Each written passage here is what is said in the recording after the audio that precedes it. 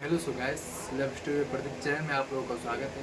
आप लोगों के बीच एक सच्ची घटना के साथ फिर हम रूबरू होने जाते हैं। ये हम बताना चाहते हैं कि इस दुनिया में सोशल मीडिया के मार्फत बहुत से ऐसे जो कांड हो रहे हैं, आपको सुन के हैरान हो। आखिर इंसान सोशल मीडिया के माध्यम से किसी भी चीज़ पे विश्वास तुरंत कैसे कर सकता है? आखिर होता क्या है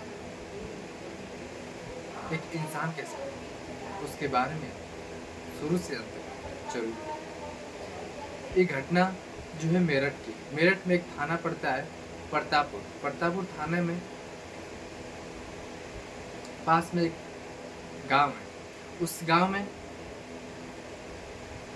24 अगस्त 2024 की घटना है। वहाँ पे एक व्यक्ति रहता है। वो व्यक्ति फ़ोन चलाता है, सोशल मीडिया से हमेशा कुछ काम किया करता था और काफ़ी तेज तड़ाक वो व्यक्ति था। एक दिन अचानक उसको अननोन नंबर से फ़ोन आता है। करीबन दोपहर 1 या 2 बजे करीबन वो व्यक्ति को, वो जब फ़ोन करता है इंसान, तो इस व्यक्ति से कहता है कि आप फ़ोन कहाँ लगाए हैं। तो घर से वो लड़की कहती है कि हम दिल्ली में फ़ोन लगाए, ये फ़ोन कहाँ लगाया। वो लड़का कहता है कि ये फ़ोन मेरठ में लगा है। वो लड़की कहती है चलिए कोई बात नहीं, बाय द वे मिस्टेक हो गया है। वो लड़का कोई बात नहीं, हो जाता है बाय क्रॉस, एकाध अक्षर ऐसे हो जाने पे नंबर इधर उधर चला जाता है, कोई बात नहीं। वो लड़की बात सुनती है, फिर कहती है आपकी बात ये सुन के बहुत अच्छा लगा। किसी किसी पे नंबर चला जाता है तो वो लोग भड़कने लगते हैं और अजीब तरीके से बिहेवियर करते हैं, और ये बात हमें आपकी बातों से बहुत हमें अच्छा लगा। इसके बाद वो लोग बात करने का सिलसिला थोड़ा सा आगे बढ़ा। आगे इसलिए बढ़ा, वो लड़की खुश होकर उस लड़के से कही कि आप क्या करते हैं।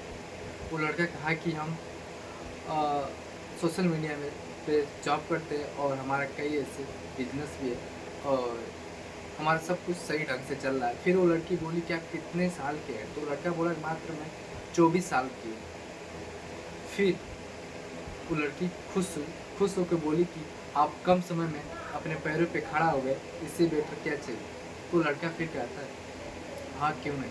फिर वो लड़की कहती है कि आपका कंडीशन तो बहुत सही है, बट जिसका कंडीशन सही नहीं वो तो बेकार ही पड़ा है। फिर वो लड़का, उसको मन में कुछ आता है। फिर वो लड़के से पूछता है कि आप क्या करते हैं, आपका नाम क्या है। तो लड़की बताती है कि मेरा शालिनी विश्वकर्मा नाम है और मैं दिल्ली यूनिवर्सिटी में बीएससी सेकेंड ईयर में पढ़ती हूँ। और लड़का काफ़ी खुश होता है, कहता है कोई बात नहीं। फिर लड़की थोड़ा सा भावुक होकर बोलती है कि हमारा दिनचर्या बहुत सही नहीं है, आपका तो काफ़ी अच्छा है। लड़का उसके बात में आके उसको बात को दिल से लगा लेता है और कहता है कोई बात नहीं, हम भी पहले ऐसे ही थे, कुछ दिन बीता, इसके बाद हमारा भी कंडीशन सही हो गया। इसके बाद आपका भी सेम प्रोसेस है, आपका भी सब कुछ सही हो जाएगा, मेहनत करिए। इसके बाद ये लोग कहते हैं चलिए कोई बात नहीं। अब इतने कहते हुए उन लोग दोनों का फ़ोन कट जाता है। फ़ोन कटने के बाद फिर रात को एक अननोन नंबर से उस लड़के पे मैसेज आया। जैसे मैसेज आया तो लड़का देखा फ़ोन पे करीब रात को 9 बजे।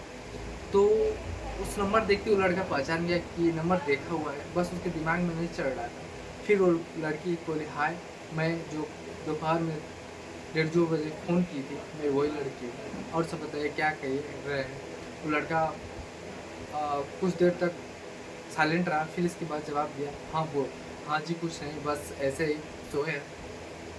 इसके बाद उन लोगों के बीच बात करने का सिलसिला जारी हुआ।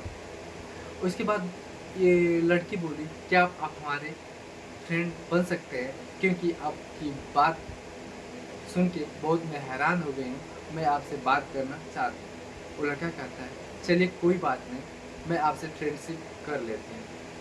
इन दोनों के बीच फ्रेंडशिप हो जाता है। इन लोगों का बात करने का सिलसिला धीरे धीरे स्टार्ट हो गया। करीबन 10 से 15 दिन ऐसा ही सिलसिला चला। अब इसके जो लड़का था, इसके मन में उस लड़की के प्रति बहुत सारा प्यार उमड़ने लगा। प्यार उमड़ने के बाद वो लड़का डराते-डराते सोच रहा था इससे हम प्रपोज़ करें। प्रपोज़ करने के लिए सोचता था, फिर सोचता था आखिर इस लड़की को हम जानते नहीं हैं, हमें इसे देखें, अगर हम कहें अगर ये लड़की हमें ना कर दे, तो फिर हम क्या करें? इसके बाद एक दिन रात को बात करते-करते उस लड़की से बोला, मैं एक बात आपसे कहना चाहती हूँ, क्या आप मेरी बात को सुन सकती हैं? वो लड़की बोली, जी बिल्कुल बताइए। वो लड़का कहा कि मैं आपको बेपनाह चाहने लगे हूँ। इसके बाद वो लड़की कही कि कोई बात नहीं, जब ऐसी बात है तो मेरा भी कोई एक्स बॉयफ्रेंड नहीं है, चलो हमसे तुमसे अब दोस्ती का रिश्ता अब फ्रेंडशिप में यानी बॉयफ्रेंड के तरीके से बदल जाए। और लड़का कहता है मैं तुमसे शादी भी करूँगा। ऐसे उन लोगों के बीच बातचीत करने का तरीका काफ़ी आगे तक बढ़ेगा। इसके बाद करीबन 20 दिन बात हुआ। 20 दिन बात होने के बाद फिर वो लड़का और लड़की कहता है काश हम लोग कहीं मिल लेते और एक दूसरे को बेवजह जान लेते और बैठ के बात कर लेते।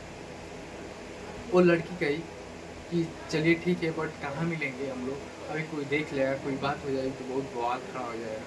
लड़का कहता है कोई बात नहीं, मेरे जाने पहचाने कुछ होटल है, मैं उसमें आपको ले चलूँगा, हम लोग वहीं बैठ के 2-4 घंटे बातें करके आप चले जाए उधर, मैं चलाऊँगा आपको।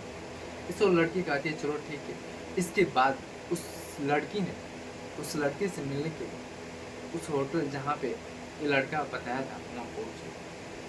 पहुँचने के बाद काफ़ी देर तक बाहर बात की। बात करने के बाद लड़की से कहा चलो ठीक है तब रूम ले लेते हैं और अंदर चल सकते हैं। लड़की का तैयार हो गई। तैयार होने के बाद जैसे ही अंदर गई लड़की, जाने के बाद इन लोगों का अंदर जाते ही कुछ ऐसे उन लोगों के अंदर जोश और वास हुए, एक दूसरे के प्रति आकर्षित हुए कि अपने में रिलेशनशिप बनाए, और जब बना लिए तो एक दूसरे से संतुष्ट हो गए।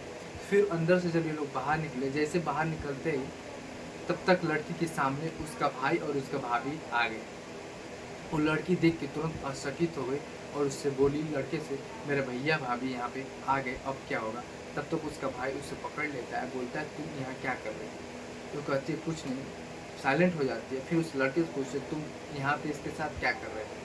तो लड़की कहता है कि मैं इसका बॉयफ्रेंड हूँ, मैं इसके साथ यहाँ आई। इसके बाद वो लोग कहते हैं कि तुम गाड़ी में चलो बैठो, मेरे बहन के साथ तुम रेप की हो बहुत गलत तरीके से, अब तुम्हें मैं समझाता हूँ, बट यहाँ बवाल खड़ा होगा, इज्जत जाएगी, तुम गाड़ी में बैठो, बात चल के आगे होगी। उस लड़के को उस फोर व्हीलर में बैठा लेते हैं।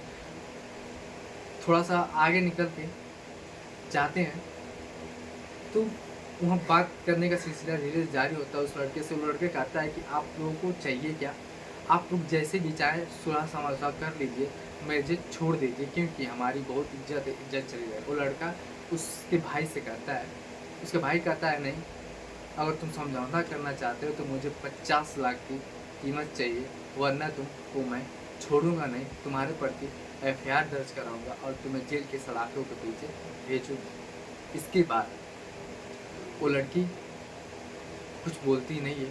वो लड़का कहता है कि ऐसी कोई बात नहीं है, मैं इस समझौते के लिए 10 लाख रुपए देने के लिए तैयार। ये बात का सुनते हैं लोग। इसके बाद कहते हैं अपने आप में समझौता करते हैं, चलो कोई बात नहीं, 10 लाख तुम कब तक दे दो? वो बोलता है जैसे मैं घर जाऊँगा पैसे ले आकर आप लोगों को मैं दे दूँ। वहाँ से लड़का निकलता है, घर आता है और घर आके पूरी बात बताता है। तो उसके घर वाले कहते हैं कि तुम ऐसा कर्तव्य किए हो, तुम ऐसा घिनौना कृत्य किए हो, तुम्हें 10 लाख का 10 रुपये हम लोग नहीं देंगे। इसके बाद उस लड़की का भाई उसे फ़ोन करता है लड़के को, कहता है कि तुम अब तक आए नहीं पैसे लेकर, तुम कर क्या रहे हो? हम लोग अपना कदम दूसरा उठाएं। वो कहता है कि सर मुझे पैसा मिल नहीं, बस मत कर रहा हूँ, फिर इसके बाद मैं पैसे लेकर आ रहा हूँ। वो कुछ दिन लेट करता है। एक दिन इसके बाद उसका भाई और लड़की उसका भौजाई तुरंत नज़दीकी पुलिस स्टेशन पहुँचते हैं। उस लड़के के खिलाफ FIR दर्ज करा।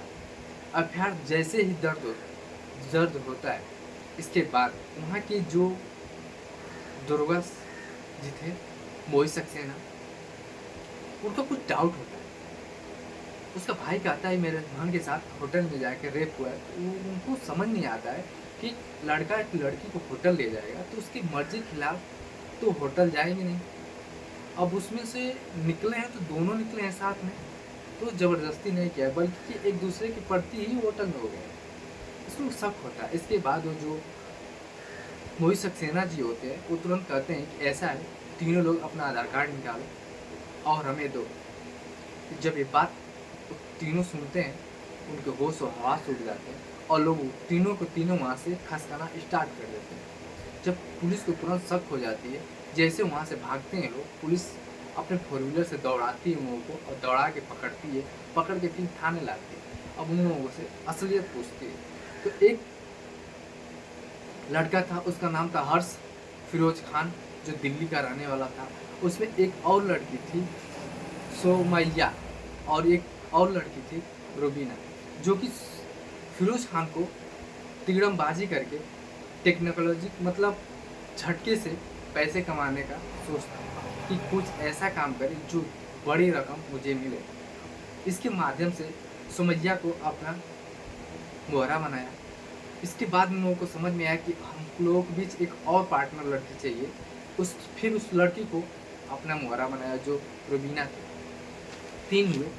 इसके बाद इन लोगों ने वहाँ पे जब कबूलना स्टार्ट किया, बताया कि हम लोग एक घर के नहीं हैं, मेरा नाम है फिरोज खान और इसका नाम है सोबीना, इसके बाद रुबीना, और ये हम लोग दूसरे दूसरे घर से हैं। जब पुलिस उन लोगों के बारे में पता लगाई तो उन लोगों को ये पता चला ये लोग एक बहुत बड़ा गैंगस्टर है और एक बहुत बड़ा इन लोगों का गिरोह है, जो कि पैसे कमाने का इन लोगों को तरीका मालूम है और ये लोग व्यक्तियों को ब्लैकमेल करते हैं, ब्लैकमेल करके पैसा ऐंठते हैं। इसके बाद जब पुलिस को पता चला, जब पुलिस ने पूछा कि तुमको उस लड़के के बारे में किसने बताया, तो उन्होंने बताया कि उस व्यक्ति के गांव के 2 लड़के थे, एक किशन और एक रोहित, जिसके माध्यम से हम लोग को पता चला कि उसके पास काफ़ी पैसे है और काफ़ी बड़ा आदमी है और वो अय्याश थोड़ा किस्म है।